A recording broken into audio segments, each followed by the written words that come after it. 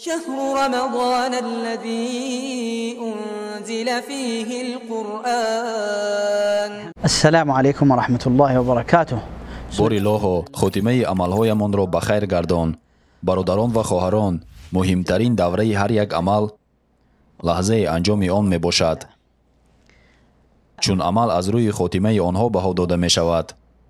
ما نمی خواهیم تا شبهای آخر ماه رمضان منتظر شویم و بگوییم ای برادران بیایید رمضان را با کاری خیر انجام دهیم. برعکس هر یکی ما باید این 10 شب را همچون شبهای آخرین اعتراف کنیم، چون روزها میگذرند و شبها به آخر میرسند.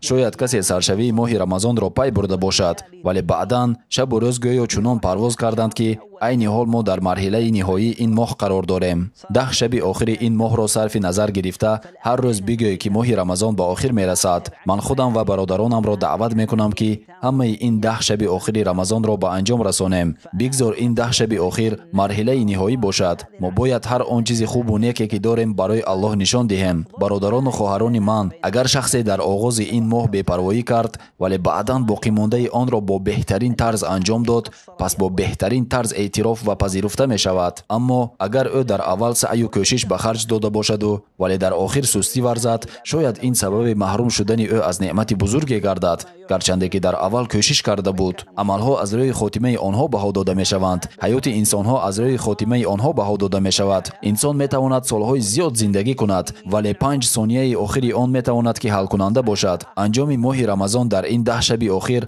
انجام حیات رمضانی توست. و اکنون برادران و خواهران من، بهترین چیزهایی را که دارید شما بیرون آورید. همه خوبی هایی که دارید این جز عملهای صالح نباشد. یکم این تقوا و راستقولی قلب است. اکنون ما باید با قلبهایمان به الله مراجعت کنیم. مراجعت کردن به الله با قلب افضلتر است از مراجعت کردن با عملهای زیاد. پیامبر صلی الله علیه و سلم گفتند ای معاذ، قلب خود را پاک ساز و برایت کافی است مقدار کمی از عملها. چه خیل ما به الله مراجعت کنیم با قلب صمیمانه، صادقانه، همچون مؤمن خاکسار، با توبه و پشیمانی از کرداری بدی که انجام دادیم، با سعی و تلاش کردن برای به دست آوردن رضایت الله.